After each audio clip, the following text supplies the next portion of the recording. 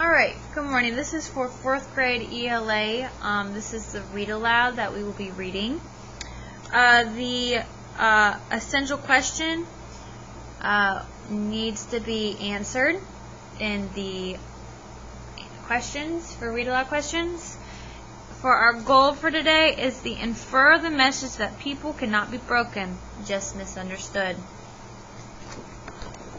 And this is the first book in Text Set 2, Figuring Out Who You Are. Okay, I'm going to read you an autobiography, which is an account of a person's life as told by that person. This is the cover of the book. In this book, Alan Robin Witt shares important events from his childhood that led him to become a wildlife conservationist. Based on the cover, what might have been one important event in Alan's life? Which event do you think happened that was important?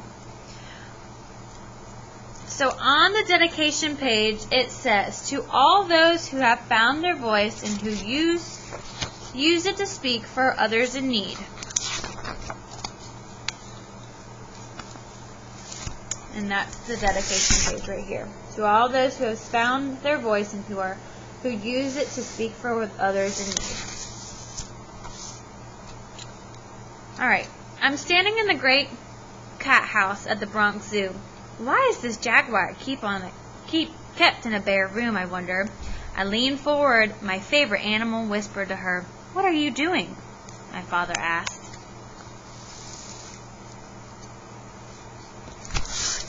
I try to explain, but my mouth freezes just as I knew it. I am a stutterer. If I try to push words out, my head and body shake uncontrollably.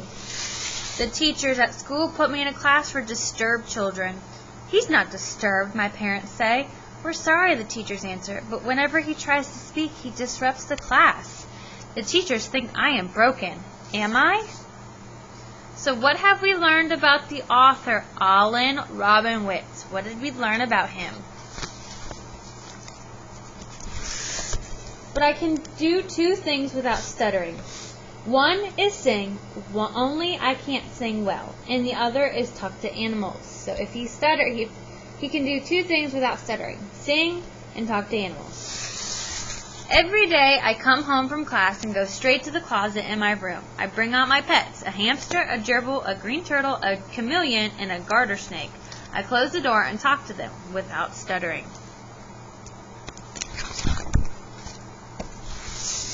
I tell them my dreams. I tell them that I want to be able to speak like everyone else. I know that my pets listen and understand. Animals can't get the words out, just as I can't get the words out.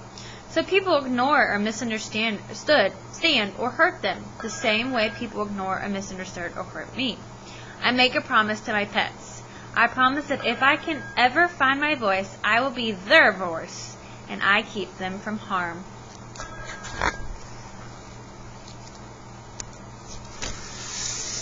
My parents try everything to help me. Doctor after doctor, medicine and hypnosis, nothing works. But my father knows the one thing that does work. He takes me to the great cat house at the Bronx Zoo.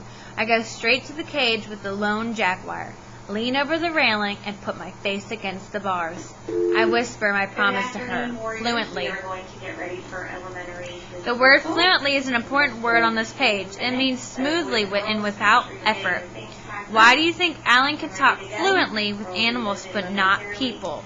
I appreciate all of our boys and girls making sure that they're wearing their masks and following all their teachers' procedures. You are doing an excellent I get job, through and school I'm by very learning proud of tricks you that today. stutterers learn. We will I see learn you when not to tomorrow for speak, your second when to grade avoid this week. situations, and when to just not be And around make people. sure that you bring your learning packet back to school. When I'm in college, my parents enroll me in the experimental program. There, I am told that I am a stutterer and will always be a stutterer.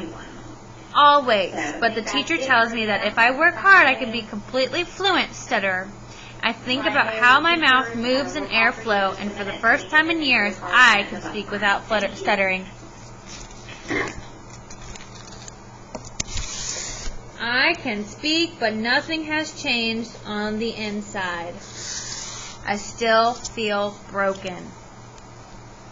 So what are you thinking? Who remembers when the author used the word broken earlier in the book?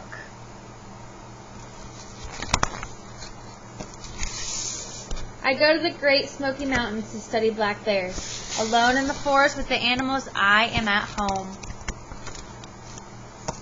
Later in Belize, I am the first person to study jaguars.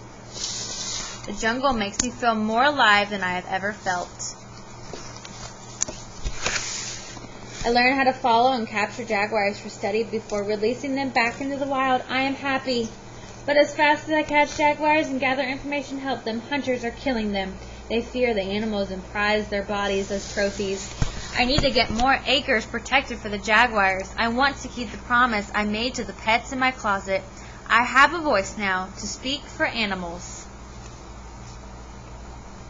So what changes have you noticed in Alan? What evidence have you noticed for these changes? He seems a little bolder and proud. In the capital city of Belize, in the office of the Prime Minister, I am given 15 minutes to make my case. 15 minutes! I can't stutter and distract from my message. I have to convince one of the poorest countries in Central America with no protected areas in the entire country that it has to save jaguars. Later that day, the Prime Minister votes to set up the world's first and only jaguar preserve. So he's under a lot of pressure. I wonder if he can handle it. Back in the jungle, I know all the jaguars in the study area from their tracks, but one day I came across a completely new track, the biggest male jaguar tracks I've ever seen. I followed the prints for hours, not wanting to be caught in the jungle at night without a flashlight. I turn around and go back to camp. Then, there, right behind me, is the jaguar. Right there.